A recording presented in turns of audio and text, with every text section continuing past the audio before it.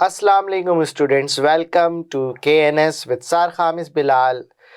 आज हम अपनी TX का चैप्टर नंबर 1 स्टार्ट कर रहे हैं। Remember that this is for the tax year 24-25। ये तमाम रिकॉर्डिंग्स जो आप देखेंगे आने वाले तमाम चैप्टर्स की, ये टैक्स ईयर 24 और 25 से रिलेटेड होगी।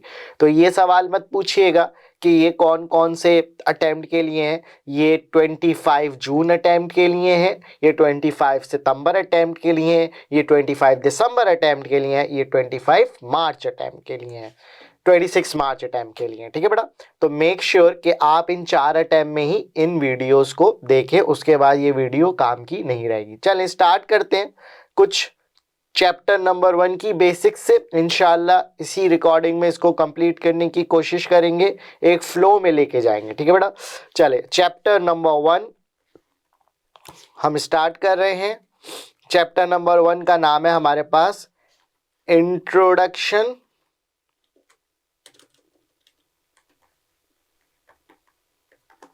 To income tax calculation. इसमें मैं आपको इनकम टैक्स किस तरीके से कैलकुलेट किया जाता है वो सिखाऊंगा, और बीच में कुछ बेसिक कॉन्सेप्ट भी आपको मैं सिखाऊंगा। आई होप मेरी स्क्रीन आपके सामने अच्छे से विजिबल होगी। मैं उसको थोड़ा सा और एक्सटेंड कर देता हूं ताकि आपको विजिबिलिटी ज़्यादा बेहतर हो जाए। ठीक है, अच्छा, सबसे पहला मेरा सवाल आप सबसे, एक इंडिविजुअल कितने तरीक़ों से पैसे कमा सकता है? मेरे ख्याल से मैं यहाँ पर पूछ रहा हूँ एक इंडिविजुअल एक जायज़ तरीक़ों से, कौन से जायज़ तरीके होते हैं जिनसे वो पैसा कमा सकता है? तो मैं यहाँ लिखता हूँ by how many ways an individual means a person, individual can earn, कितने ज़रायों से एक इंडिविजुअल पैसा कमा सकता है। पहला ज़राया जो बहुत पॉपुलर है, एम्प्लॉयमेंट इनकम, नौकरी करके, मेक सेंस। दूसरा जो और पॉपुलर है, ट्रेडिंग करके, ट्रेडिंग मतलब ट्रेडिंग कह लो, या कहीं कहीं इसको बिजनेस भी कहते हैं, या मोस्टली टैक्स में इसको सेल्फ एम्प्लॉयमेंट इनकम कहा जाता है। ठीक है बेटा, अच्छा जी। तीसरा तरीका, लेट सपोज तुम्हारे पास कोई प्रॉपर्टी है और तुमने कहा ये एम्प्टी पड़ी हुई है, क्यों ना इसको हम रेंट पर चढ़ा दें, क्यों ना हम इसको लेट आउट कर दें, और इससे आने वाले इनकम को हम कहते हैं प्रॉपर्टी इनकम। चौथा तरीका, ये भी बहुत फेमस तरीका है, मेरे पास कुछ सेविंग्स थी, एक्स्ट्रा पैसे थे, मैंने बोला घर में तो वो अंडे नहीं देंगे ना ही बच्चे देंगे, तो एक काम करता हूँ इसको कहीं इन्वेस्ट कर देता हूँ, या किसी बैंक में रखवा देता हूँ, या किसी फाइनेंशियल इंस्टीट्यूशन में रखवा देता हूँ, या किसी सिक्योरिटी बिल्डिंग में रखवा देता हूँ, या किसी सोसाइटी बिल्डिंग में रखवा देता हूँ, तो वहाँ से मुझे मिलेगा इंटरेस्ट, और उस इंटरेस्ट को कहते हैं interest income. Make sense. Last और फाइनल तरीका जो कि आप कह सकते हो एक तरीका है कमाने का, लेट सपोज मैंने किसी कंपनी से डिविडेंड, कंपनी के शेयर्स ले लिए, ठीक है, कंपनी के शेयर्स ले लिए, लेट सपोज यूनिलीवर के मैंने शेयर्स ले लिए, यूनिलीवर वाले अपने शेयर्स पर मुझे प्रॉफिट देते हैं, it's also type of investment, वो प्रॉफिट देते हैं, उस प्रॉफिट को अकाउंटिंग की भाषा में, अकाउंटिंग की लैंग्वेज में कहा जाता है dividend. Profit on shares is known as dividend. तो मैं यहाँ पे कह सकता हूँ कि हमारे पास डिविडेंड इनकम है। तो हमारे पास 5 तरीके हैं जिससे हम पैसा कमा सकते हैं, एम्प्लॉयमेंट इनकम, ट्रेडिंग, बिजनेस या self employment income, the property income, interest income and the dividend income. अच्छा जी, HMRC ने, व्हाट इज HMRC, चलो यहाँ पर छोटी छोटी बातें भी डिफाइन करते रहेंगे। व्हाट इज HMRC, चले इसके बारे में भी हम लिख देते। What is HMRC, it is an government organisation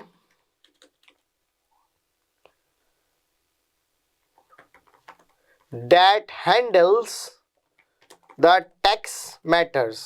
बहुत शॉर्ट फॉर्म में समझाया, क्योंकि इसकी डेफिनेशन कभी भी नहीं आती, समझा देते हैं। HMRC एक ऐसा इदारा है, गवर्नमेंट का ऐसा इदारा है जो कि यूके में टैक्स के तमाम मैटर्स को डील करता है, चाहे टैक्स कलेक्शन हो, चाहे टैक्स रूल बनाना हो, चाहे टैक्स पे क्या फाइन और पेनल्टीज आएंगी वो बयान करना हो, किसी को कोई सजा देनी हो, मींस टैक्स के तमाम मामलात आपका HMRC अपने अंडर रखता है। That is a government organisation which deals every tax matter, does not matter that matter is small और big, HMRC always interferes in tax matter, means HMRC is a my बाप of UK tax. Okay, HMRC कहता है कि जो हमने head of अभी incomes को define किया है, ये 5 जो इनकम है, 5 जराए हैं, ये कुछ हेड्स में डिवाइड किए गए, इनको हेड्स में हमने डिवाइड कर दिया गया है, इनको हेड्स में हमने डिवाइड कर दिया है, ठीक है। अब इसके हेड क्या क्या होते हैं? अच्छा, एक हेड मैं आपको बोलूंगा टोटल का जरूर बनाना, टोटल इनकम का, ठीक है। ये बताऊंगा थोड़ी देर में हम टोटल का क्यों बनाते हैं, बट टोटल का एक हेड जरूर बनाना। It is a common head, every income has to fall under this, ठीक है। अच्छा जी, अब करते हैं कि आपके पास पहला हेड होता है जिसको बोलते हैं नॉन सेविंग। पहले हेड को कहते हैं नॉन सेविंग इनकम।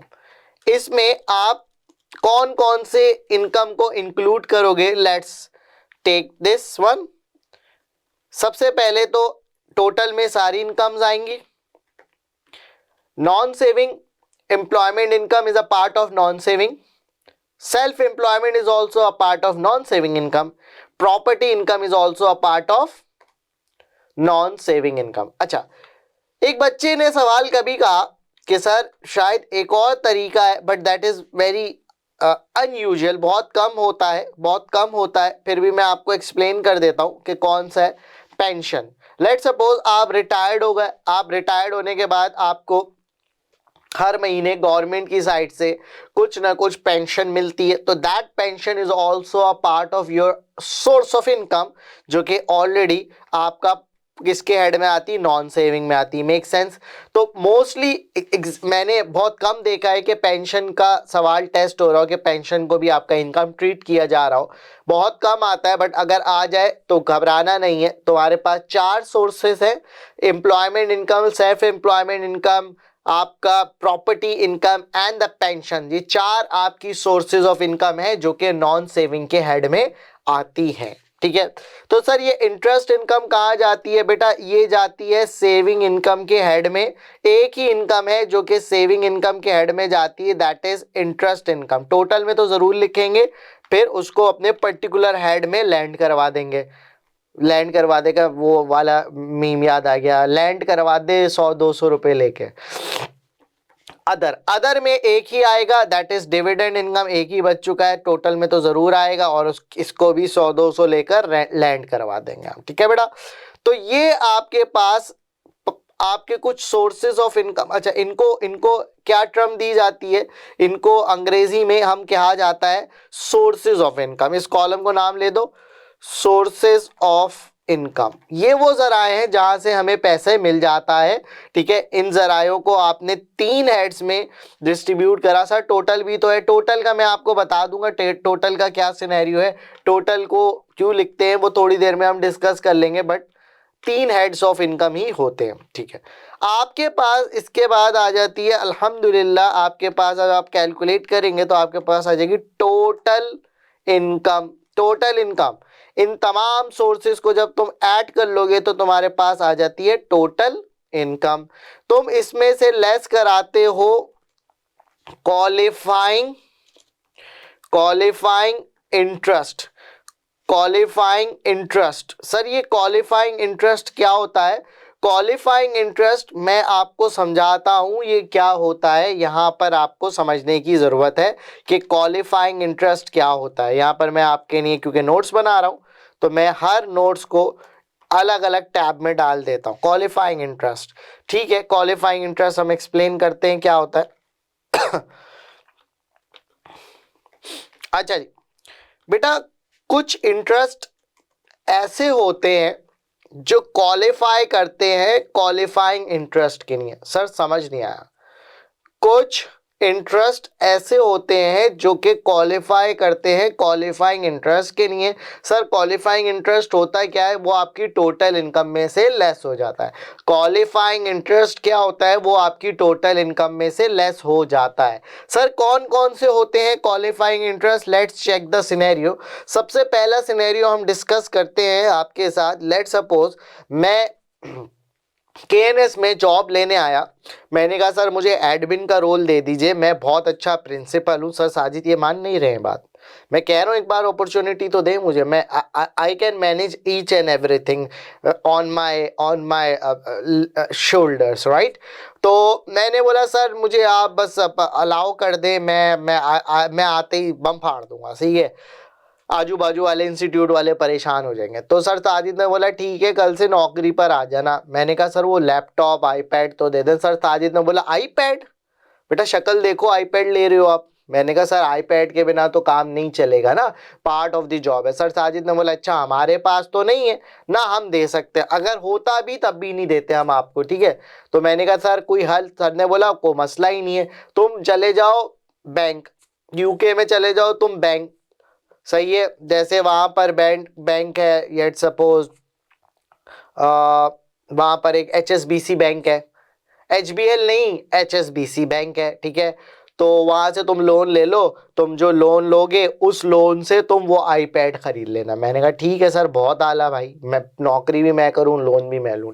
मैं गया बैंक से, मैंने क्या करा, लोन लिया और लोन से मैंने आईपैड खरीद लिया। अब लोन फ्री ऑफ कॉस्ट तो नहीं मिलता, वो लोन पर मुझे इंटरेस्ट पे करना है, वो लोन पर मुझे क्या पे करना है, सूद पे करना है, वो लोन पर मुझे क्या पे करना है, फीस लोन की पे करनी है, अज्यूमिंग दैट, सही है।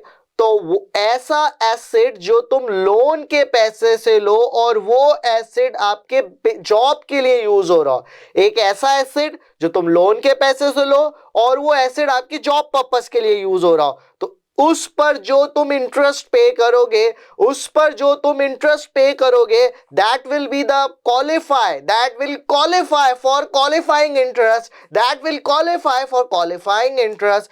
तो पहला पहला क्वालिफाइंग इंटरेस्ट क्या होता है? इफ, तो बेटा if you buy an asset on loan and that asset is used for employment purpose, so interest on that loan will qualify for qualifying interest, right। पहला टाइप ऑफ क्वालिफाइंग इंटरेस्ट। चलो एक और discuss करते हैं। Let's suppose मुझे KNS में partnership चाहिए थी। मैंने सर साजिद सर खलील को बोला कि sir I want to be a partner as well, K2NS कर देंगे इसको, क्योंकि मेरा नाम भी सर खामिस है, तो साजिद कपाडी खलील एंड साजिद, तो K2 हो जाएगा, K2NS, बड़ा अच्छा नाम लगेगा। तो उन्होंने बोला पैसे है, मैंने कहा पैसे तो कभी नहीं होते, पैसे तो मेरे पास होते ही नहीं है, ठीक है। तो उन्होंने बोला कैसे पार्टनरशिप के शेयर्स खरीदोगे? मैंने कहा वही तरीका, HSBC जाऊंगा, लोन लूंगा, आपको दूंगा, पार्टनर बन जाऊंगा। तो अगर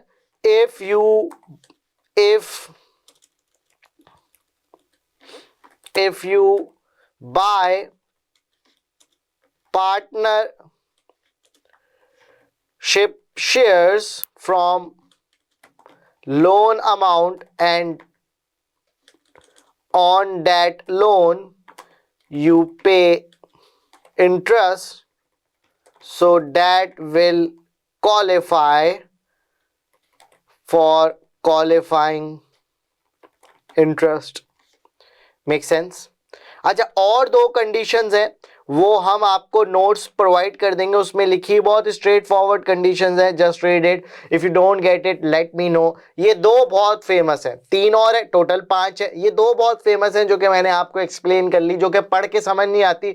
बकिया 3 जो है वो आपको नोट्स में पढ़ के समझ आ जाएंगे, या तो मैं आपके साथ नोट्स भी शेयर कर लूंगा अभी क्लास में और आपको वो एक्सप्लेन कर दूंगा, ठीक है बेटा। चले अब आते हैं हम क्वालिफाइंग इंटरेस्ट, हम ऑलरेडी एक्सप्लेन कर चुके हैं। क्वालिफाइंग इंटरेस्ट हमने एक्सप्लेन कर दिया है। क्वालिफाइंग इंटरेस्ट आप क्या कराते हो, आपने इधर से लेस करा दिया, इधर से लेस करा दिया, ठीक है।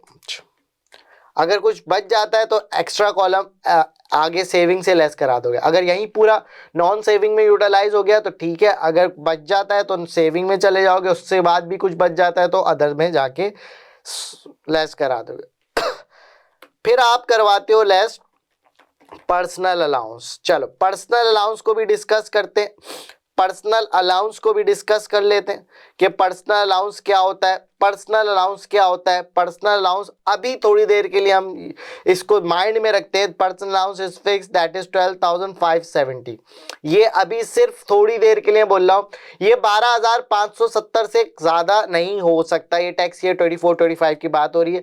12,570 आप लेस करा दोगे। अगर नॉन सेविंग में पूरा यूटिलाइज हो जाएगा तो सेविंग में फॉरवर्ड कर देना, रिमेनिंग फिर भी रह जाएगा तो अदर में कर देना, ठीक है। ये हमेशा 12,570 नहीं रहता, ये मैक्सिमम 12,570 रहता है, मिनिमम 0 रहता है, बिटवीन भी आता है। हम उसकी कंडीशन बाद में पढ़ेंगे लेटर ऑन, थोड़ी देर बाद। अभी मैं आपको जो चीज सिखा रहा हूं वो समझते हैं। सर ये होता क्या है पर्सनल अलाउंस? पर्सनल अलाउंस मतलब ये होता है अगर यूके में कोई भी शख्स 12,570 या उससे कम कमाएगा तो उसको कोई टैक्स पे करने की जरूरत नहीं है, उसको कोई इनकम रिपोर्ट करने की जरूरत नहीं है, क्योंकि उसने लिमिट से कम कमाया है। लेट सपोज अगर वो 1 रुपया भी एक्स्ट्रा कमाता है तो एक्सेस अमाउंट पर उसको टैक्स पे करना है।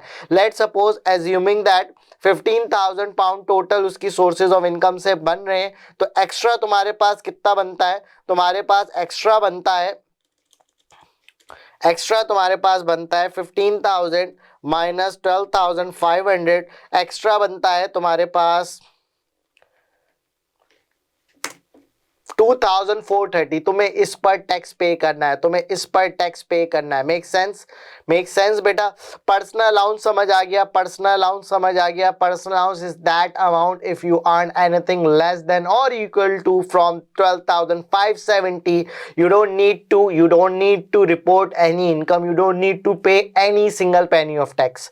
तो जब आप इसको लेस कर देते हो, जब आप इसको लेस कर देते हो तो तुम्हारे पास आ जाता है टैक्सेबल इनकम। तुम्हारे पास क्या आ जाती है? Taxable income. टैक्सेबल इनकम मतलब वो इनकम जिस पर तुम टैक्स लगाओगे, वो इनकम जिस पर तुम टैक्स लगाओगे, ठीक है बेटा, टैक्सेबल इनकम आ जाती है, टैक्सेबल इनकम आ जाती है।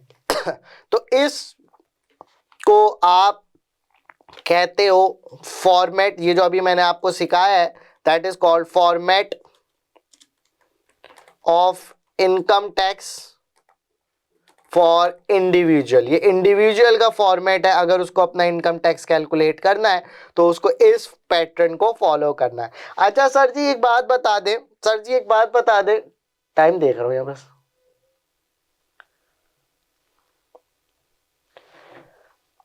सर जी एक बात बता दें, लेट सपोज क्या मैं इस कॉलम की सीक्वेंस चेंज कर सकता हूँ? नॉन सेविंग से पहले सेविंग लिख दूं और फिर अदर लिख दूं, एंड में नॉन सेविंग लिख दूं? नहीं, ऐसा नहीं कर सकते। फॉर्मेट मतलब क्या होता है? एक सेट पैटर्न, एक set design pattern, you can not change that pattern at all, ठीक है बेटा। अच्छा अब आगे हम चलते हैं, कुछ और बातें समझते हैं, कुछ और बातें समझते हैं। मैंने आपसे बोला था ये वाला जो कॉलम है, ये टोटल का कॉलम जो मैं कह रहा था, ये हम क्यों बनाते हैं, इसका एक मकसद है।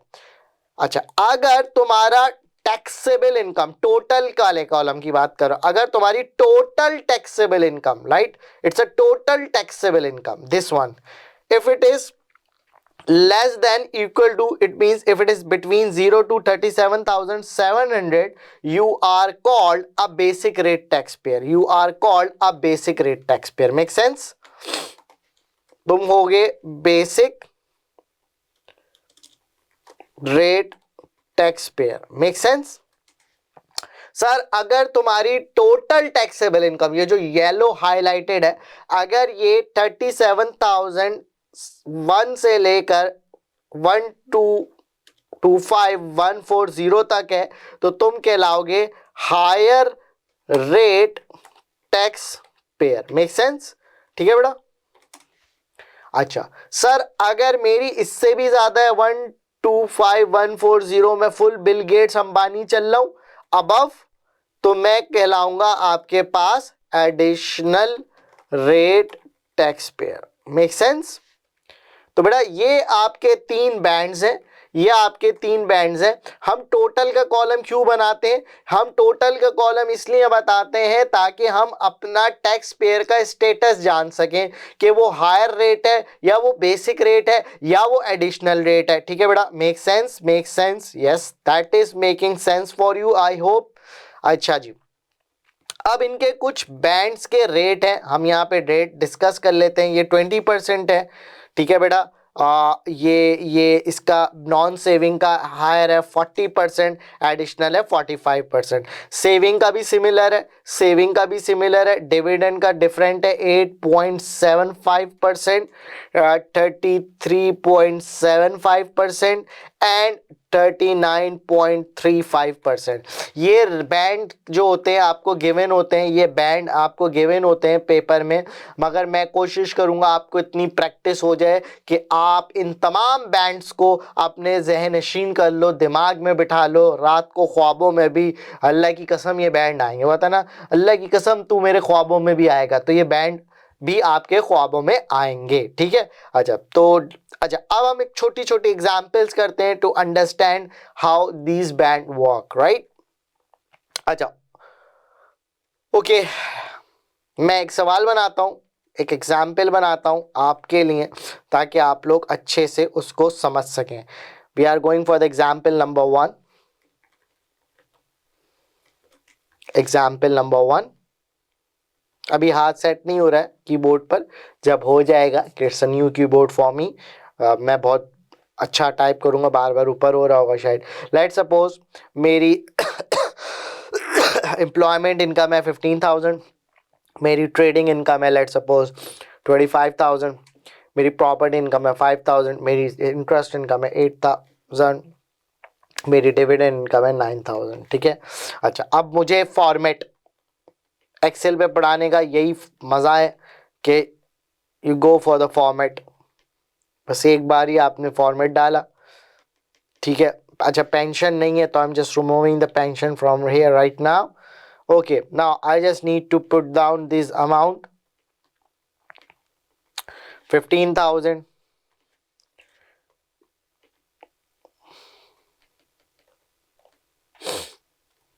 25,000, 5,000, इंटरेस्ट, डिविडेंड, ये टोटल में तो सारी आएंगी। ठीक है, अब मैं इसको बाइफ्रिकेट कर रहा हूं उनके हेड ऑफ इनकम के लिहाज से। ठीक है बेटा, मेक सेंस।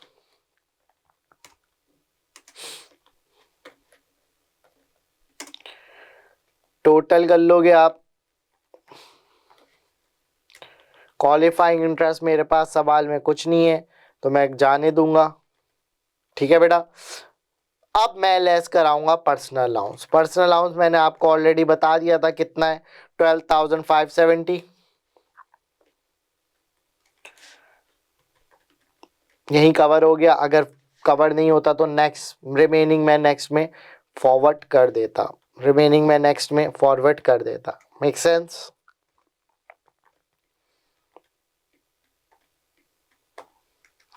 इस ये आ गई मेरी टैक्सेबल इनकम, ये आ गई मेरी टैक्सेबल इनकम। ठीक है बेटा, इस पर मैं टैक्स लगाऊंगा, ठीक है बेटा। अच्छा मैं आपकी सहूलत के लिए बैंड दोबारा लिख लेता हूं क्योंकि अभी आपको फिलहाल याद नहीं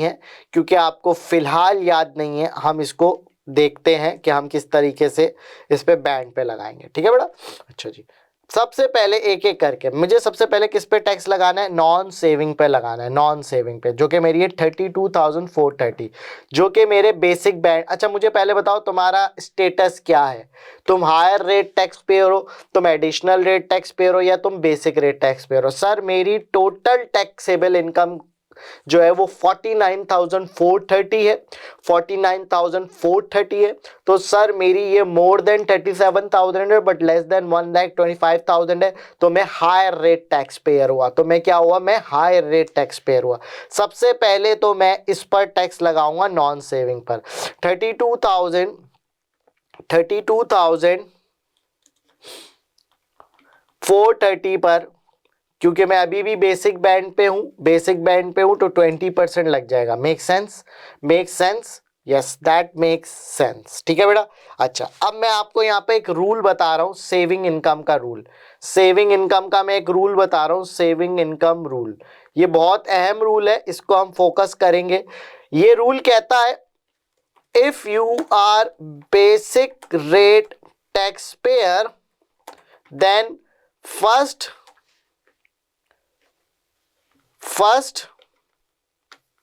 just a moment, first 1000 pound will be taxed at 0%। अगर तुम बेसिक रेट टैक्स पेयर हो तो तुम्हारा पहला 1000 इंटरेस्ट इनकम का या सेविंग इनकम का 1000 पहला 0% पर टैक्स होगा। ठीक है sir, if you are higher rate tax payer then first 500 will be taxed at 0%।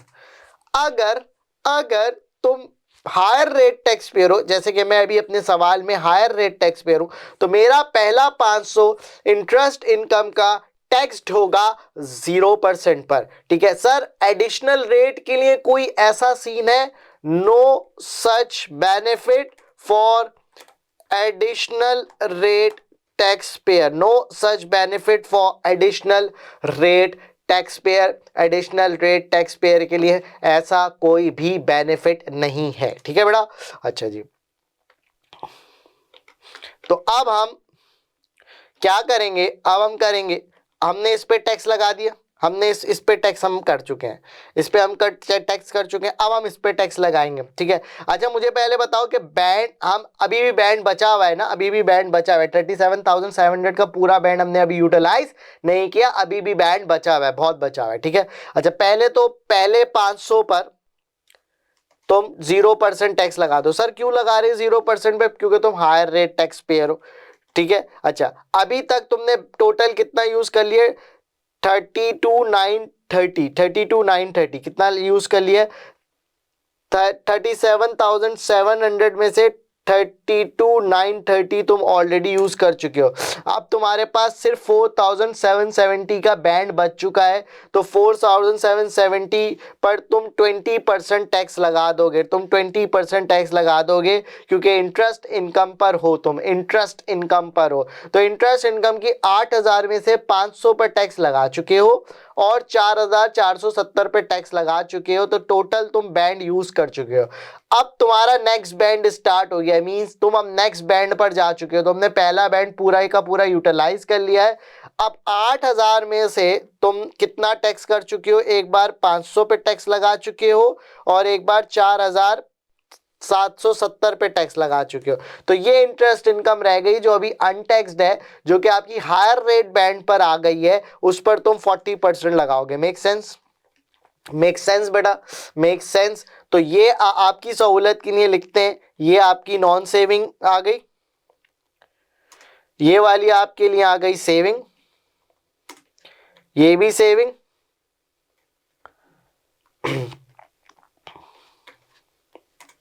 ये भी आपकी सेविंग। अब आपकी आएगी अदर, अब आपकी आएगी अदर्स।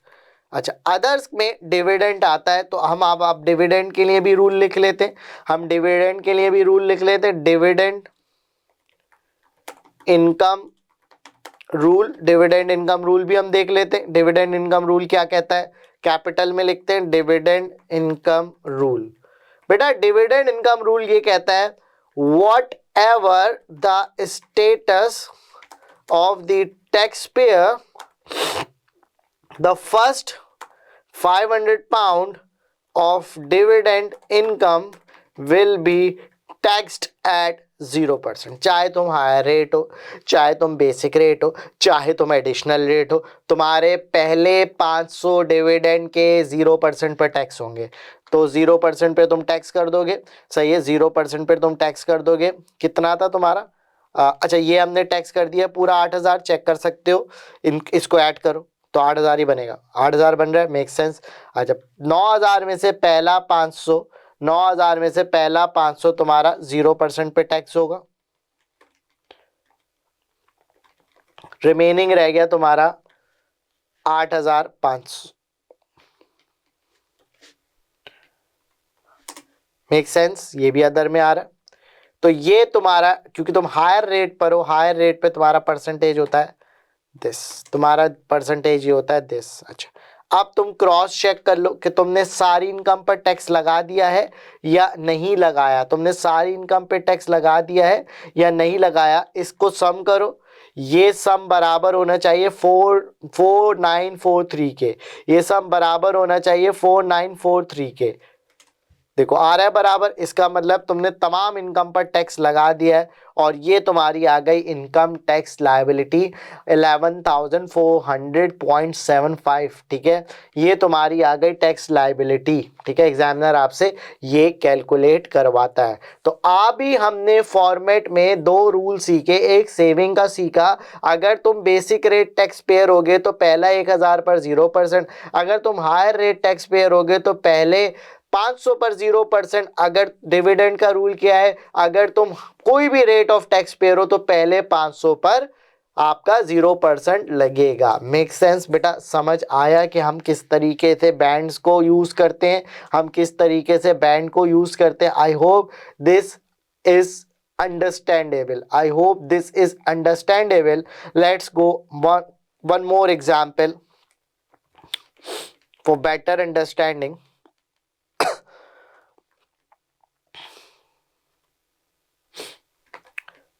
Example number 2.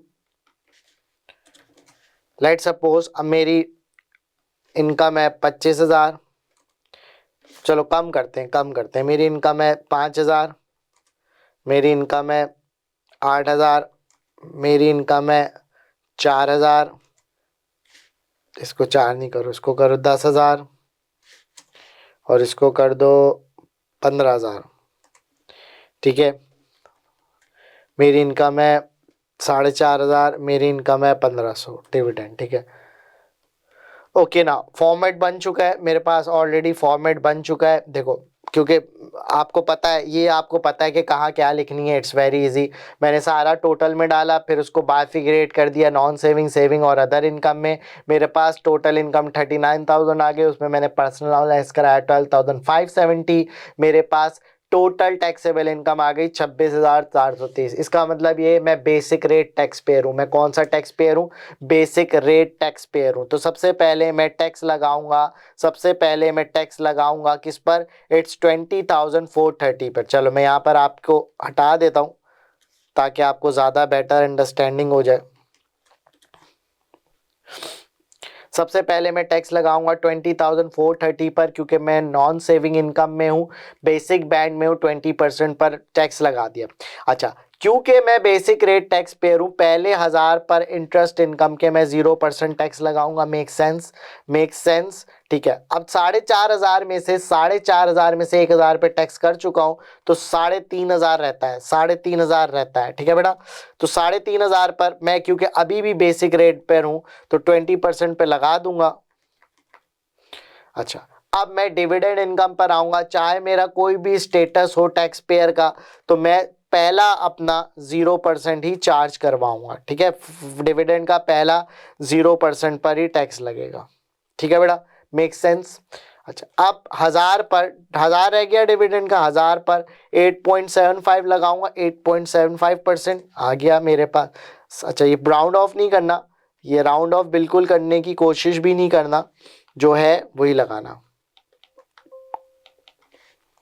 ठीक है, या तो नहीं मैंने राउंड ऑफ करवा दिया? ओके, नहीं हो रहा यहाँ राउंड ऑफ।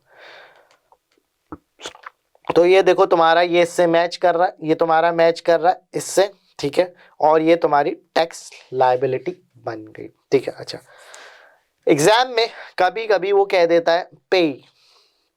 व्हाट इज पे? पे एज यू अर्न, पे एज यू अर्न। ये होता है, समझ लो, तुम्हारी सैलरी में से इनकम टैक्स एडवांस में कट रहा होता है। जब तुमसे सैलरी मिलती है तो टैक्स कट के मिलता है, तो तुम बोलोगे कि तो मेरी अगर टैक्स लायबिलिटी 4,873.5 बन रही, तो सर मैं ऑलरेडी एडवांस में टैक्स दे चुका हूं विया पे एज यू अर्न। HMRC को आप टैक्स मंथली पहुंचाते हो, अपनी सैलरी के ऊपर जो टैक्स कटता है उसको आप पहुंचाते हो HMRC को मंथली बेसिस पे, वो सवाल में गिवन होगी, तुम्हें खुद कैलकुलेट करने की नीड भी नहीं है। लेट सपोज वो कह रहा है कि पे है 500, तुमने इनकम टैक्स लायबिलिटी कैलकुलेट कर ली, that is your income tax liability, ठीक है। तुम उसमें से लेस, सिर्फ और सिर्फ लेस कर देना पे ही, कोई रॉकेट साइंस नहीं है। तुम्हें इनकम टैक्स लायबिलिटी कैलकुलेट की, सवाल में गिवन होगा, लेट सपोज तुमने 1500 पे किया हुआ है, तुमने ये लेस कराना है बस, और कुछ भी नहीं करना, तुमने ये लेस कराना है। तुम्हारे पास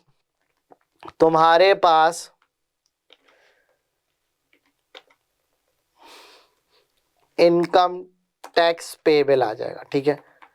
सही है बेटा, अगर सवाल में गिवन होगा पे ही तभी लेस कराओगे, अगर सवाल में गिवन नहीं होगा तो नहीं लेस कराना। ये ऑलवेज गिवन होगा एग्जाम में, ये गिवन होगा, गिवन इन क्वेश्चन। अगर नहीं गिवन है तो तुम में कैलकुलेट करने को खुद नहीं बोलता।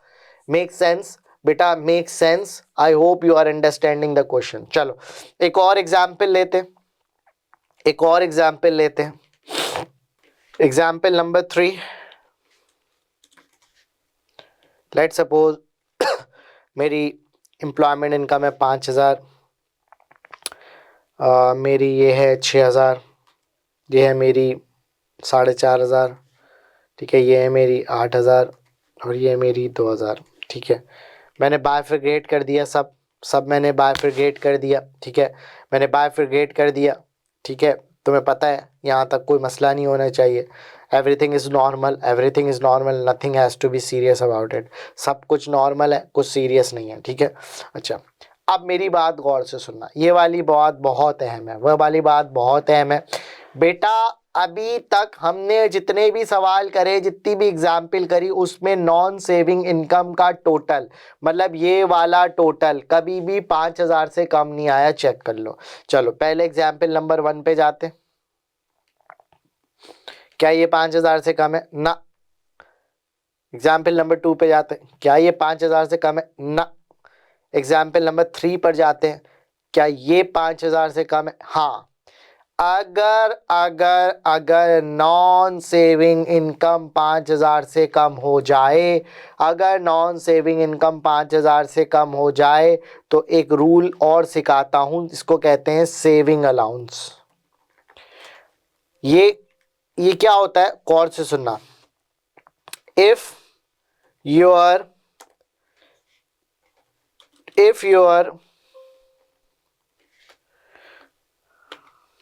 total of non-saving income is less than 5,000 pound, so a new band will be opened. क्या कहता है, अगर तुम्हारा नॉन सेविंग का बैंड, अगर तुम्हारा नॉन सेविंग इनकम का टोटल 5000 से कम हो, 5000 से कम हो, तो तुम्हारे पास बेटा तुम्हारे पास क्या होगा, तुम्हारे पास एक बैंड और ओपन हो जाएगा। रिपीट करता हूं, अगर तुम्हारा नॉन सेविंग इनकम 5000 से कम होगा तो तुम्हारा एक बैंड बीच में घुस जाएगा, ठीक है। इफ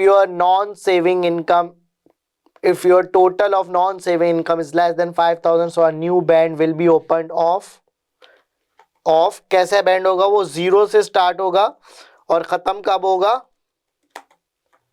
5000 पे, ठीक है। ये बैंड ओपन हो जाएगा when it is open, when your total non-saving income of is less than 5000, when it is open when your total of non-saving income is less than 5000, ठीक है। पहला सवाल तो यहाँ पे लिख दें, हम लिख देते ना, आसानी हो जाएगी हमारे लिए।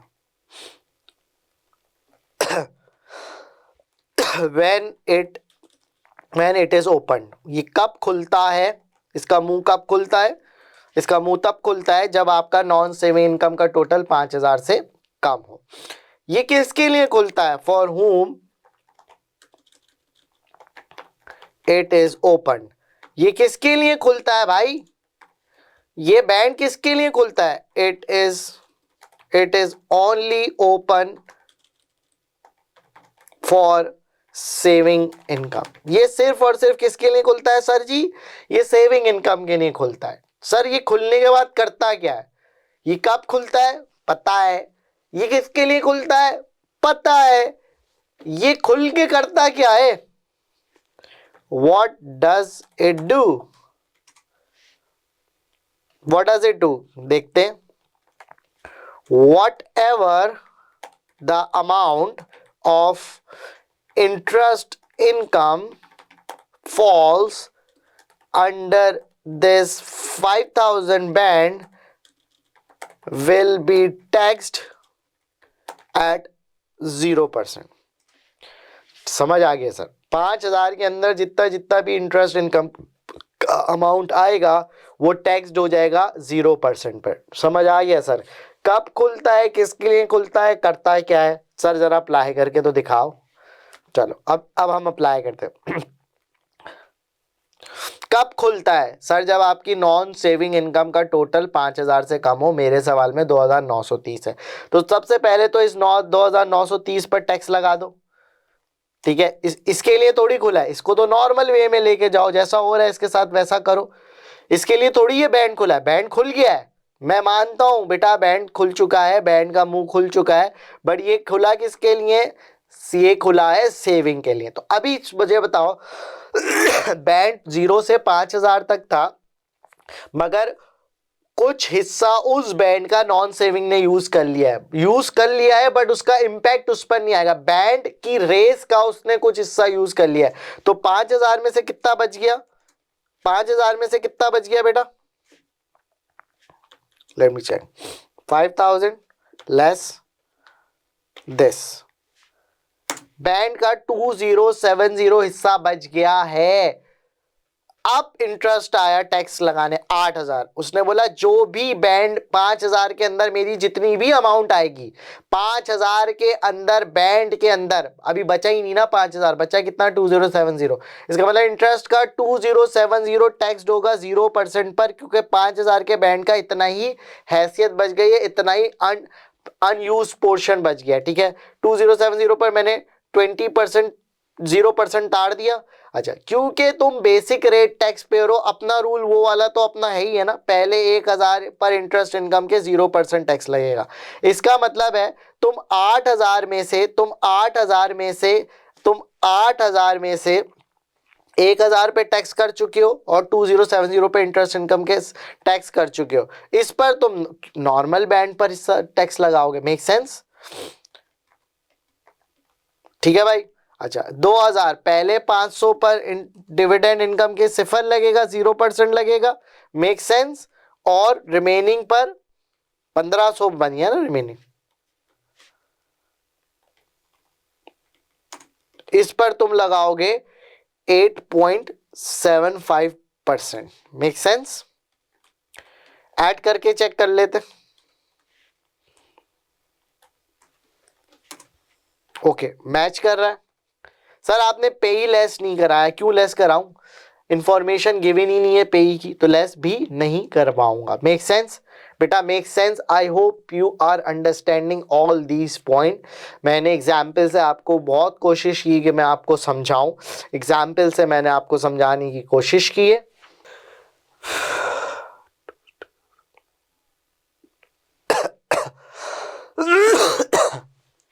मेक सेंस बेटा? Okay, few things are left.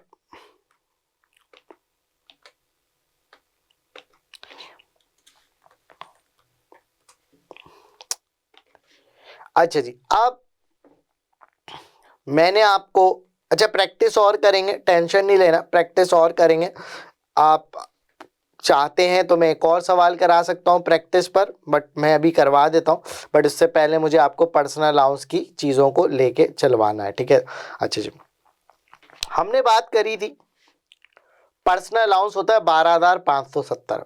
ऐसा कोई सीन नहीं है कि वो हमेशा 12,570 है। हाँ, इससे ज़्यादा नहीं हो सकता, इससे ज़्यादा नहीं हो सकता, इससे कम हो सकता है, इससे ज़्यादा नहीं हो सकता। चलो अब हम रूल पढ़ते हैं, इसको कैपिटल में लिख लेते हैं। पर्सनल अलाउंस रूल, 3 रूल्स है। पहला rule, if your adjusted net income is less than 1 lakh, is less than or equal to 1 lakh, so personal allowance will be 12,570. Make sense? If your adjusted net income is more than or equal to 1,25,140, so personal allowance will be 0. Make sense? If your adjusted net income is between 1 lakh to 125,140, so personal allowance needs to be calculated. ठीक है बेटा? अच्छा जी, हमने अभी तक जितने भी सवाल करे हैं उसमें हमने पर्सनल अलाउंस आंखें बंद करके लिख दिया है। हम अब देखते हैं कि इसको किस तरीके से चेक करते हैं। अच्छा बेटा, आपने बार बार सर आपने लिखा adjusted net income, adjusted net income, adjusted net income. हम पहले ये बताएं एडजस्टेड नेट इनकम होती क्या और कैलकुलेट कैसे करते हैं। बेटा एडजस्टेड नेट इनकम की शॉर्ट फॉर्म है ANI। Adjusted net income calculate करने का एक तरीका होता है, हम वो फॉर्मेट लिखते हैं। हम लिखते हैं टोटल इनकम, उसमें से लेस करते हैं हम दो चीजें। पहली चीज ये अच्छा नहीं लग रहा मुझे, आप सही है। पर्सनल पेंशन कंट्रीब्यूशन, जो कि ग्रॉस लेस कराओगे। क्या कराओगे? लेस कराओगे ग्रॉस। अभी थोड़ी देर बाद बताऊंगा ग्रॉस क्या होती है। और एक चीज लेस कराओगे गिफ्ट एड डोनेशन, थोड़ी देर में बताऊंगा ये होता क्या है। ये भी आप लेस कराओगे ग्रॉस, और किस तरीके से ग्रॉस होगी वो बताता हूं। जब ये आप दोनों चीजें लेस करा दोगे, किसमें से? अपनी टोटल इनकम में से। टोटल इनकम जो तुम ऑलरेडी कैलकुलेट कर चुके हो, टोटल इनकम में से तुम ये चीजें लेस करा दोगे तो तुम्हारे पास आ जाएगा एडजस्टेड नेट इनकम, जिसको ANI शॉर्ट फॉर्म में कहते हैं। अगर तुम्हारी ANI 1 लाख या 1 लाख से कम होगी तो तुम्हारा पर्सनल अलाउंस होगा 12,570। अगर तुम्हारी ANI 1,25,140 या उससे ज़्यादा होगी तो तुम्हारा पर्सनल अलाउंस 0 हो जाएगा। अगर तुम्हारी ANI बिटवीन होगी 1 लाख से 1,25,140 तक तो तुम्हें कैलकुलेट करनी पड़ेगी, वो मैं थोड़ी देर में सिखाऊंगा। सर आपने प्रीवियस तमाम सवालों में ANI कैलकुलेट नहीं करी और आपने डायरेक्टली पर्सनल अलाउंस 12570 लिख दिया। बेटा ANI कैलकुलेट करने की तभी ज़रूरत होती है जब सवाल में ये दोनों चीज़ें गिवन हो, पर्सनल पेंशन कंट्रीब्यूशन और गिफ्टेड डोनेशन। अगर ये दोनों चीज़ें नहीं गिवन होती, इफ़ PPC शॉर्ट फॉर्म है पर्सनल पेंशन कंट्रीब्यूशन की, and gifted donation short form है GAD, both are not given और any one of them, both are not given, then your ANI is always equal to total income. जाहिर सी बात है ना, जब ये दोनों होंगे ही नहीं तो PPC और गिफ्टेड डोनेशन 0 हो जाएगी। टोटल इनकम में से ये दोनों 0 लेस कराऊंगा तो ANI आ जाएगी। तो अब मैं अपनी प्रीवियस तमाम सवालों में देखता हूं कि मैंने पर्सनल अलाउंस 12,570 क्यों लिख दिया।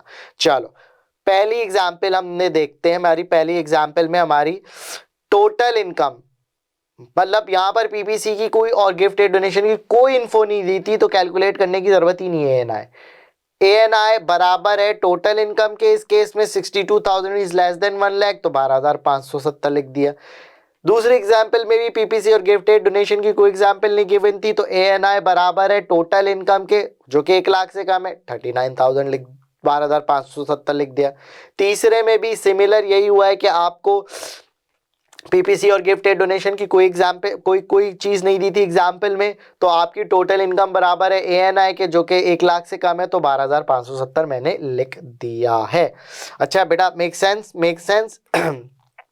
अच्छा सर, अगर सवाल में पीपीसी गिवन है तो उसको ग्रॉस कैसे करेंगे? देखो एग्जामिनर या तो साइलेंट होगा, अगर साइलेंट है तो उसको ग्रॉस बनाना होगा, अगर एग्जामिनर साइलेंट है तो उसको ग्रॉस बनाना होगा, अगर नेट अमाउंट बोल रहा है तब भी उसको ग्रॉस बनाना होगा। अगर ऑलरेडी बोल दिया है ग्रॉस है तो ग्रॉस मत बना देना, जो है वही लिख देना। सर नेट को ग्रॉस कैसे बनाएंगे, या अगर एग्जामिनर साइलेंट है तो इट मींस वो नेट है, तो नेट को अगेन ग्रॉस कैसे बनाएंगे? 1.25 से मल्टीप्लाई कर देना, 1.25 से मल्टीप्लाई कर देना, 1.25 से मल्टीप्लाई कर देना। दोनों को PPC and gifted donation gross किस तरीके से बनते हैं? अमाउंट को 1.25 से मल्टीप्लाई कर दोगे तो वो ग्रॉस अमाउंट बन जाती है, नेट से ग्रॉस में कन्वर्ट हो जाते हैं। सर एक अदद एग्जाम्पल करा दो। करा देते हैं, एक अदद आपको एग्जाम्पल कराते हैं और फिर आपको समझाते हैं किस तरीके से हम इसको काम करते हैं। बार बार मैं एग्जाम्पल इसलिए करवा रहा हूँ ताकि आपकी प्रैक्टिस होती रहे इस बैंड को यूटिलाइज करने में। ठीक है, लेट्स सपोज एग्जाम्पल लेते हैं, ये मेरी 40,000 है, ये मेरी 80,000 है, ये मेरी 19,000 है, ये मेरी 17,000 है, ये मेरी 13,000 है। अब यहाँ पे सवाल में मुझे इंफॉर्मेशन दी गई है कि आपने पर्सनल पेंशन कंट्रीब्यूशन में आपने कुछ पैसा डाला है, एग्जामिनर साइलेंट है, बता नहीं रहा है नेट है या क्या है या जो भी है। ठीक है, तो आपने डाला है लेट सपोज 4,000 और आपने गिफ्ट ए डोनेशन में डाला है लेट सपोज 3,000। ठीक है, एग्जामिनर अगेन साइलेंट है, वो आपको नहीं बता रहा कि ये आपका ग्रॉस है या नेट, तो हम एज्यूम करेंगे नेट है, और नेट है तो हमें इसको ग्रॉस पे बाद में कन्वर्ट करना है। ठीक है, अच्छा अब यहाँ पर मैं सारा काम कर लूँगा बट मैं अभी पर्सनल अलाउंस नहीं लिखूंगा। मैं यहाँ सारा काम कर लूँगा बट अभी मैं यहाँ पर पर्सनल अलाउंस नहीं लिखूंगा। उसके लिए मुझे ANI की वर्किंग करनी पड़ेगी। सर क्यों वर्किंग कर रहे हो? इस वक्त भी total income is equals to ANI कर दो, नहीं कर सकते क्योंकि बेटा इस यहाँ पर मुझे फॉर्मेट में पीपीसी और गिफ्टेड डोनेशन की बात दी गई है, तो मैंने फॉर्मेट अपने पास दोबारा कॉपी पेस्ट किया। मेरी टोटल इनकम थी दिस,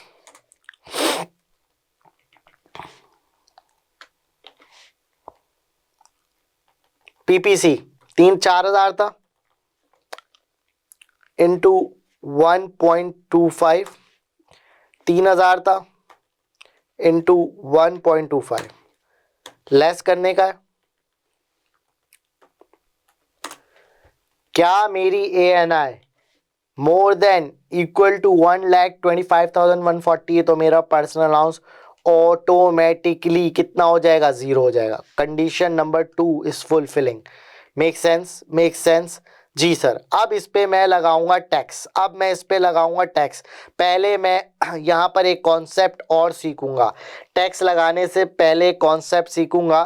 क्या कॉन्सेप्ट है? whenever PPC and gifted donation are given in the question, you need to increase the tax bands with gross amount, sir क्या मतलब हुआ? नॉर्मल तुम्हारा टैक्स बैंड क्या था? तुम्हारा जो नॉर्मल टैक्स बैंड था वो बताता हूं क्या था। तुम्हारा नॉर्मल टैक्स बैंड जो था बेटा वो 0 से लेके 37,700 था, बट पीपीसी में कंट्रीब्यूट करने की वजह से, गिफ्टेड में कंट्रीब्यूट करने की वजह से वो ग्रॉस अमाउंट से इंक्रीज हो जाएगा। सर मैं समझा नहीं, ग्रॉस अमाउंट क्या क्या थी बेटा आपके पास? Let me check, it's example number 4, 7,000 gross amount total आपकी कितनी बन रही है?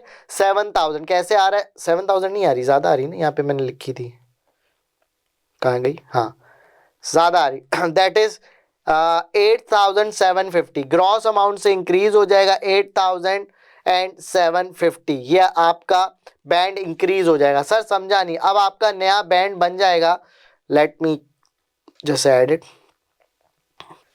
ये मेरा नया बैंड बन गया। सर समझा नहीं, अब मेरा नया बैंड है 0 से लेके 46,450 पर बैंड बन गया। सर ये हुआ क्यों?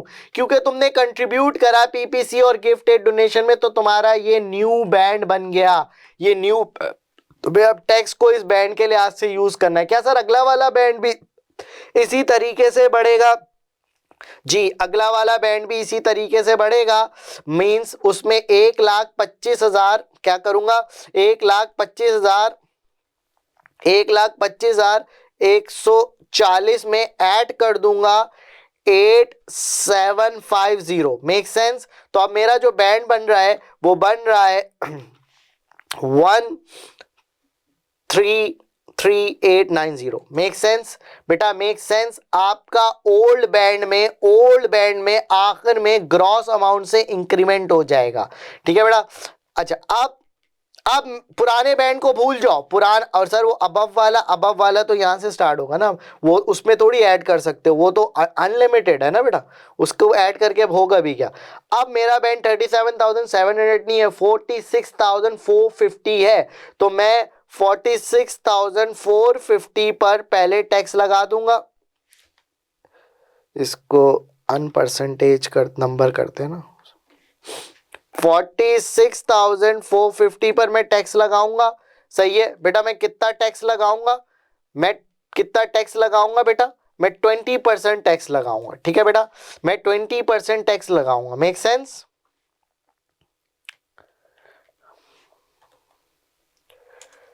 ओके, मेक सेंस बेटा। अच्छा अभी मैं 1,39,000 में से इतने पे टैक्स लगा चुका हूं, मैं इतने पे टैक्स लगा चुका हूं, ठीक है।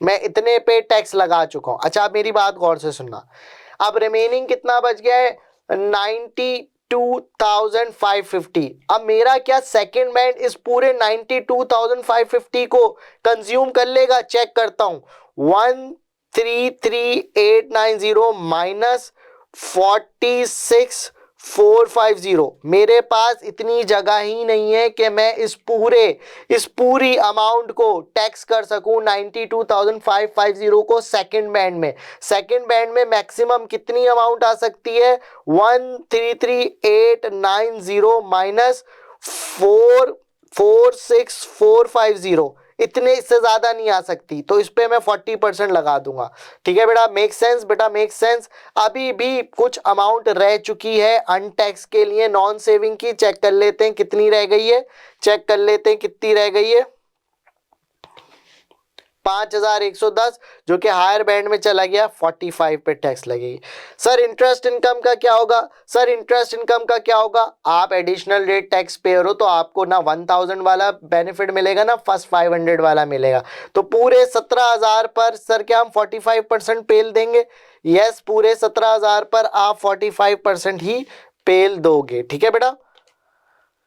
तो 45 पर आ गया ये, ठीक है, मेक सेंस? सर वो डिविडेंड वाला आप एडिशनल रेट हो, क्या मिलेगा? हाँ ना, क्यों नहीं मिलेगा, उसका तो चाहे कोई भी मैटर हो उस पे मिलेगा। Make sense?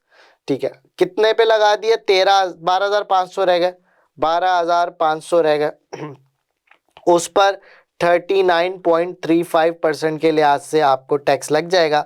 अब आप चेक कर लो क्या टोटल आपका 169 बनता है या नहीं बनता, बन रहा है, उस पर ये आपका टैक्स बन रहा है। I hope it make sense, हाँ जी, कोई सवाल कोई एतराज, कोई मसला, कोई फटीक? Okay, I hope you understand this as well. Sir वो कैलकुलेशन किस तरीके से करेंगे वो भी सिखाते हैं, आइए समझते हैं। अगर ANI बिटवीन वाला केस हो,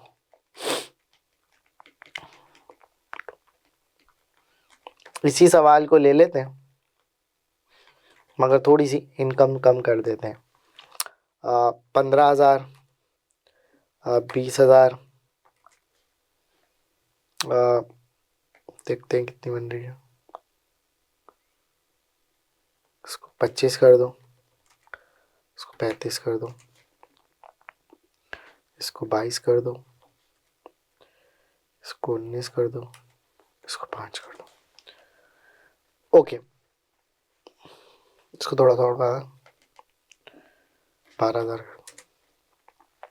ओके, देखो अब बेटा, अब मुझे यहाँ पे अगेन, क्योंकि सवाल में पीपीसी और गिफ्ट एड डोनेशन की कैलकुलेशन अमाउंट दी हुई है, ये हमारा, इसको थोड़ा नीचे कर लेता हूँ क्योंकि हमारी एग्जाम्पल 5th है, एग्जाम्पल 5th है हमारी, ठीक है। तो एग्जाम्पल 5th में क्या हो रहा है, क्या मैं पीपीसी की, क्योंकि अमाउंट गिवन है, मैं अपना फॉर्मेट दोबारा लिखूंगा, बस फॉर्मेट में चीज़ें चेंज करनी है मुझे। अच्छा, क्योंकि ग्रॉस वही रहा, वही मेरा ग्रॉस रहा, टोटल इनकम मेरी ये रही, ठीक है। अच्छा, अब बिटवीन आ गया, 1 लाख और 1,25,000 के बिटवीन आ गया, तो कैलकुलेट कैसे करोगे? फॉर्मूला लिख रहा हूँ, गौर से सुनना। फॉर्मूला है 12,570 minus bracket open ANI minus 1 lakh divided by 2, that is a fixed formula, that is a fixed formula. सिर्फ एक चीज चेंज होगी, तुम लिखोगे ANI। ANI क्या है तुम्हारी? ANI है 104250,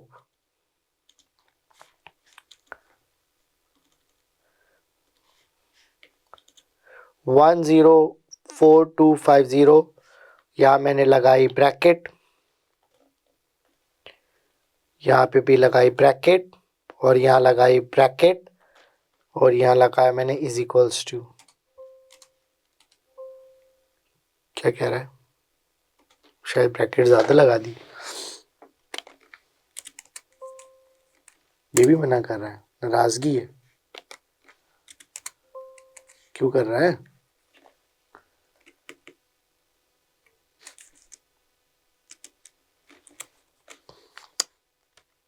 आप कैलकुलेटर से कर लेना, एक्सेल कभी कभी बावला हो जाता है। ओके,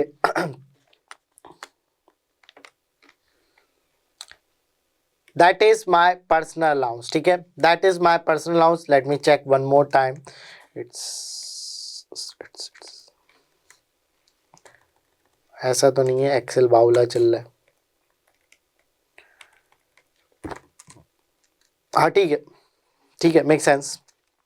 ये आपका पर्सनल अलाउंस आ गया। अब ये वाला पर्सनल अलाउंस मैंने यहां फिक्स कर देना। क्यों करा ये मैंने, क्यों करा बेटा? मैंने ये इसलिए करा, ये मैंने इसलिए करा क्योंकि मेरा बिटवीन आ रहा था ANI, ANI मेरा बिटवीन आ रहा था, ठीक है, मेरा ANI एक इतना आ रहा था, ठीक है बेटा। अच्छा, अब make sense, I hope you are understanding. अब मैं 1 बाय 1 टैक्स करूंगा। अगेन मेरा बैंड अब इंक्रीज हुआ होगा, ये वाला बैंड मैं यूज कर रहा हूँ, I already calculated this band, ठीक है, ये मेरा बैंड है, सही है, मेक सेंस। ओके, मैं पहले 40 मैक्सिमम 46,450 पे टैक्स लगा दूंगा, दैट इज 20%, ठीक है बेटा। अच्छा, अब इसमें से कितनी अनटैक्स्ड अमाउंट रह गई? इसमें से इसको लेस कर दूंगा, इस पर मैं लगा दूंगा 40%, क्योंकि मैं हायर रेट टैक्स पेयर हूं।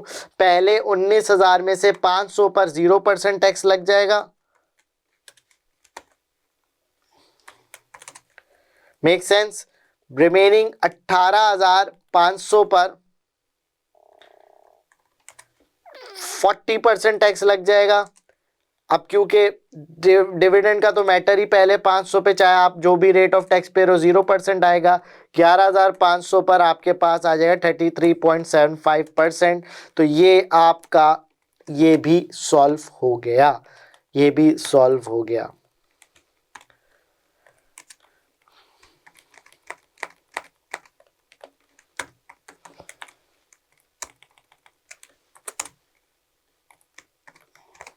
Okay, that makes sense, that makes sense, it is matching with your total. I hope you are understanding this point.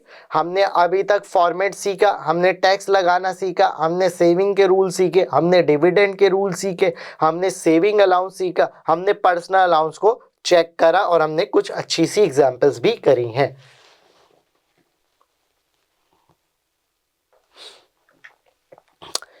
इस चैप्टर में अब सिर्फ दो चीजें रह गई हैं, उसको भी हम समझते हैं और उसको भी हम वाइंड अप करते हैं। सर आपने पीपीसी और गिफ्ट एड डोनेशन क्या होता है वो नहीं बताया, चलो वो थोड़ा बहुत आपको एक्सप्लेन कर देता हूं कि वो क्या होती हैं चीजें।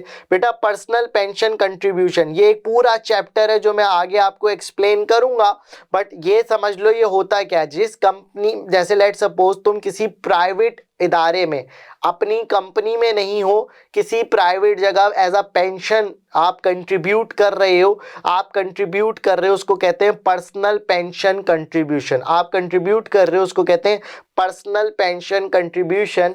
आप एक होती है ऑक्यूपेशनल पेंशन कंट्रीब्यूशन जो कि मैं एम्प्लॉयमेंट इनकम में आपको समझाऊंगा, अभी उसका सिर्फ जिक्र कर रहा हूं, समझा नहीं रहा। पर्सनल पेंशन कंट्रीब्यूशन एक एक्स इदारा होता है जो आपकी ऑर्गेनाइजेशन जहां आप जॉब करते हो वहां नहीं होता, अलग होता है, सेपरेटली आप वहां कंट्रीब्यूट करते हो कि जब आप जॉब छोड़ दोगे, एक उम्र तक पहुंच जाओगे तो आपको पेंशन मिलेगी। सर गिफ्ट एड डोनेशन क्या होता है? आपने किसी चैरिटी दी है, अप्रूव फंड में कोई चैरिटी वगैरह दी है, तो एचएमआरसी आपको पहला बेनिफिट क्या देता है, इसकी वजह से शायद आपका पर्सनल अलाउंस अलाइव हो जाए और प्लस आपका बैंड इंक्रीज हो जाता है। देखो जो इनकम 37,000, मेरी एग्जांपल में जो इनकम 37,700 पर टैक्स होती और कुछ पोर्शन उसका ऑटोमेटिकली 40% पर टैक्स हो जाता, बट अब क्या हो रहा है, बैंड इंक्रीज होने की वजह से ये 37,700 था, बैंड और कुछ इनकम यहां पड़ी हुई थी जो कि 40% पर टैक्स हो रही थी। मैंने नेकी करी, गिफ्ट एड डोनेशन और पर्सनल पेंशन में जैसे ही पैसा डाला ये बैंड हो गया इंक्रीज, तो जो अमाउंट 40 में पड़ी हुई थी अब वो इस ब्रैकेट के अंदर आ गई, अब वो 20% पर टैक्स होगी। तो कभी कभी पूछ सकता है कि रिलीफ कितना मिला, टैक्स रिलीफ कितना मिला, इन दोनों से टैक्स रिलीफ तुम्हें कितना मिल रहा है। तो जितनी भी तुम्हारी ग्रॉस अमाउंट है, जितनी भी तुम्हारी ग्रॉस अमाउंट है, तुम्हारी ग्रॉस अमाउंट जितनी भी है 8750, इसका 20% इज योर टैक्स रिलीफ, इसका 20% इज योर टैक्स रिलीफ। सब ये हुआ कैसे? देखो जो इनकम 40% पे टैक्स हो रही थी वो बैंड इंक्रीज होने की वजह से अब 20% पे हो गई है टैक्स, तो तुम्हें 20% का रिलीफ मिल रहा है, 20% का रिलीफ मिल रहा है, प्लस तुम्हारा शायद पर्सनल अलाउंस भी अलाइव हो जाए। तो बेटा टैक्स रिलीफ आपकी बनेगी 1750।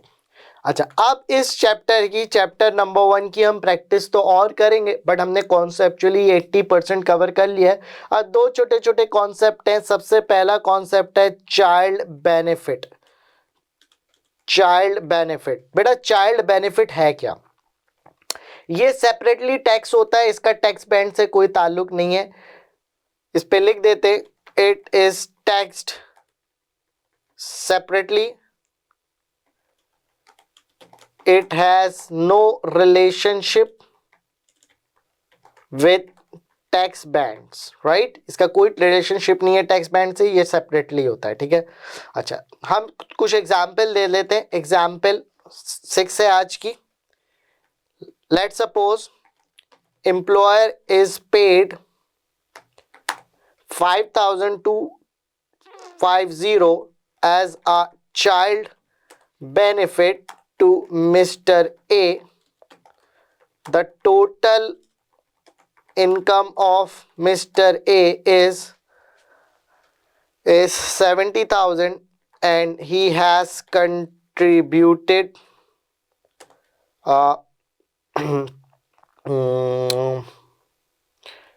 6,000 in PPC and 4,000 in GAD.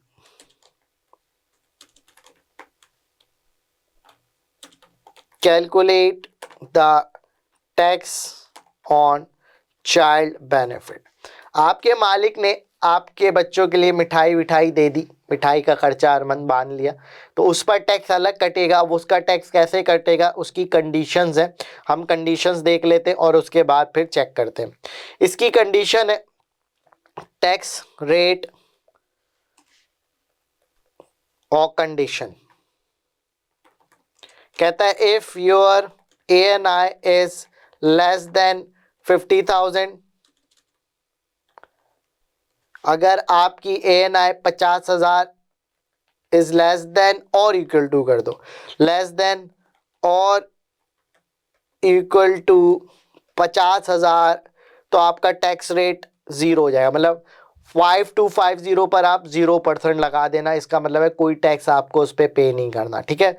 दूसरी condition, if your ANI is more than and equal to 60,000, तो आपका टैक्स रेट जो होगा 100% हो जाएगा। इसका मतलब है जो आपको मिठाई के पैसे दे रहा है वो पूरे के पूरे टैक्स में आप बहा दो। ठीक है। If your ANI is between 50,000 till to 60,000, then you need to calculate। ठीक है। अच्छा, ये पहले दो तो बहुत सिंपल है। अच्छा सर, ANI कैसे कैलकुलेट होगा? वही वाला फॉर्मेट ना चाचा, वही वाला फॉर्मेट। ANI हर जगह चेंज थोड़ी होगा। ये रहा सर, वो सवाल में टोटल इनकम अगर कैलकुलेट ना करके दी हुई हो तो तुम्हें तो पता है ना टोटल इनकम का किस चीज का कॉम्बिनेशन है, employment income, self employment, interest, property, dividend, बस ऐड कर लेना खुद। तो ये रहा तुम्हारा एक अदद फॉर्मेट। तुम्हारी टोटल इनकम ऑलरेडी गिवन है तो तुम्हें खुद कैलकुलेट करने की जरूरत ही नहीं है। तुम्हारी टोटल इनकम है 70,000।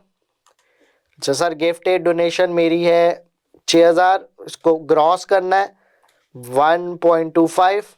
सर ये मेरी है 4,000 मल्टीप्लाई बाय 1.25, तो तुम्हारी ANI बन रही है 57,500, जो कि बिटवीन में फॉल कर रही 50 से 60,000। तो तुम कैसे कैलकुलेट करोगे टैक्स परसेंटेज? बहुत सिंपल सा फॉर्मूला है, बहुत सिंपल सा फॉर्मूला है।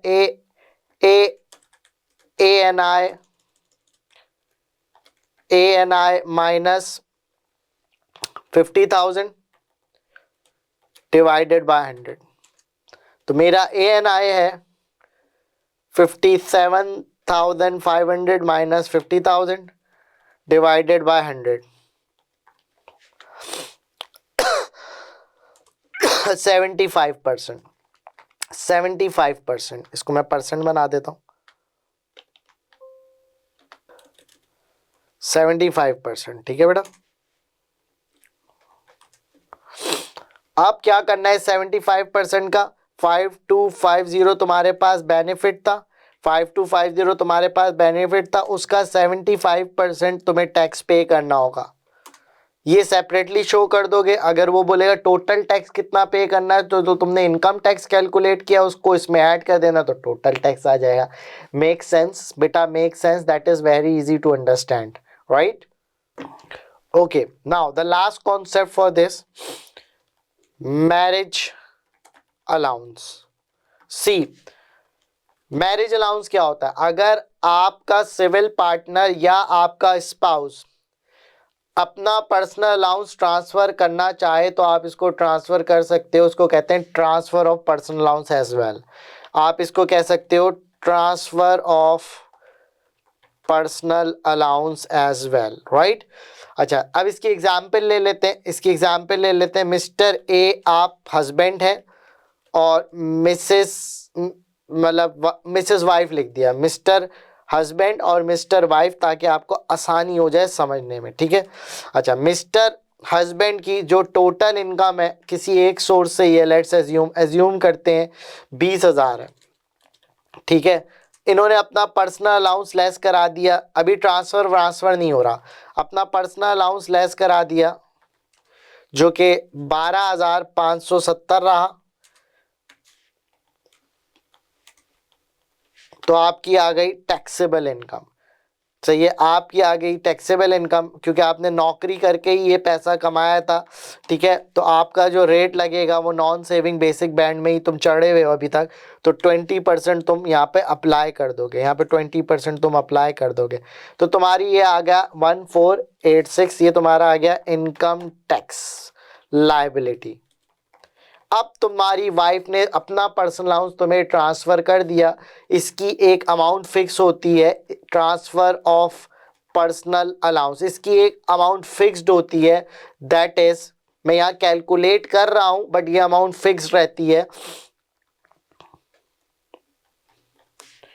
बेसिकली वाइफ अपना 10% ट्रांसफर करती है, 12,570 का 10% ट्रांसफर करती है किसको, हस्बैंड को, मगर उस 10% का भी 20% ही आप लेते हो, तो ये बनता है 251.4, जिसको आप राउंड अप करते हो 252 कह देते हो, क्या करते हो, 252 करते हो, 252 कहते हो। मेक सेंस बेटा, मेक सेंस बेटा।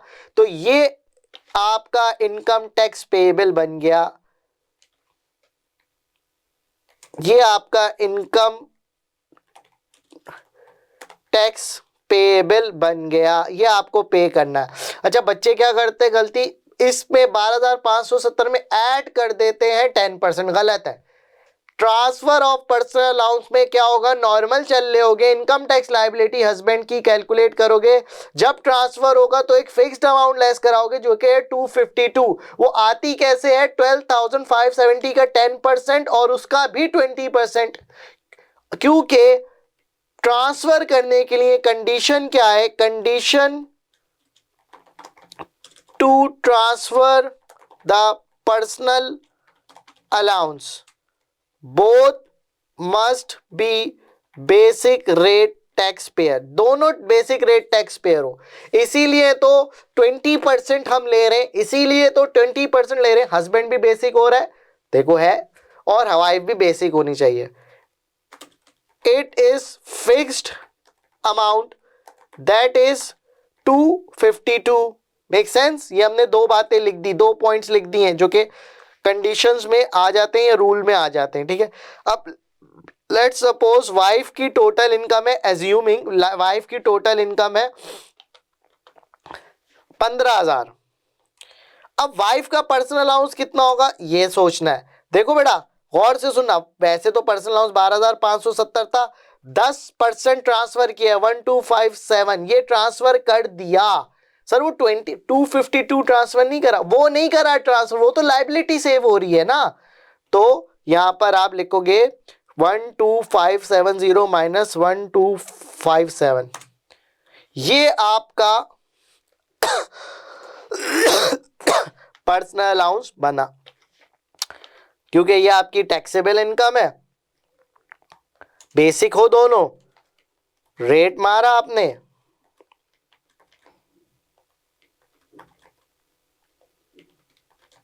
ये आपका इनकम टैक्स लायबिलिटी आपकी बन गई। Make sense. तो इन शॉर्ट मैं अब यहां पे लिख लेता हूं, ये अच्छा पॉइंट बन जाएगा। The person who is receiving the personal allowance has to deduct 252 from his or her income tax liability. Make sense? Number 3, the person who is giving the personal allowance, now his or her personal allowance will be 11313. That is now his personal allowance. I hope you understand the whole chapter. This is the end of the chapter. In this chapter, what we have learned, it's a child benefit and marriage.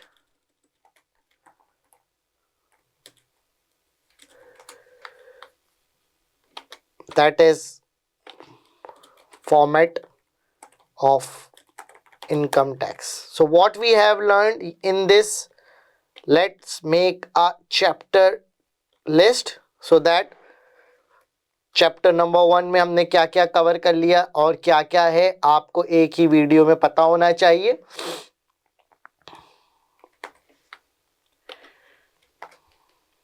हमने पढ़ा sources of income, हमने पढ़ा format of income tax, हमने पढ़े saving income के rules, हमने पढ़े dividend rules, हमने पढ़े सेविंग अलाउंस वो 5,000 वाला बैंड, हमने पढ़ा पर्सनल अलाउंस, फिर हमने पढ़ा चाइल्ड बेनिफिट, पर्सनल अलाउंस के बाद हमने पढ़ा पर्सनल पेंशन कंट्रीब्यूशन का कॉन्सेप्ट, इसका वैसे पूरा एक चैप्टर है, आगे हम समझेंगे। फिर हमने पढ़ा गिफ्ट एड डोनेशन, बस इसका कॉन्सेप्ट इतना ही था जो अभी पढ़ा। फिर हमने पढ़ा चाइल्ड बेनिफिट, फिर हमने पढ़ा मैरिज या पर्सनल अलाउंस। तो ये हमारे कुछ टॉपिक्स थे जो हमने अपने चैप्टर नंबर 1 में अल्हम्दुलिल्लाह कवर कर लिए। इसकी प्रैक्टिस और होगी। अभी किट आप सॉल्व नहीं कर सकते, जब तक मैं ना कहूँ किट सॉल्व नहीं हो सकती। तो ये 10 हमने सब टॉपिक्स अपने करे, पहले चैप्टर को कंप्लीट करा। आई hope you understand this all things. If you don't understand just text me on my WhatsApp number. ये चीज़ भी मैं सेव कर रहा हूँ एक्सेल की फाइल, ये भी मैं अपने पोर्टल में आपको रख दूंगा। So that's the end of the class. Signing off, SK.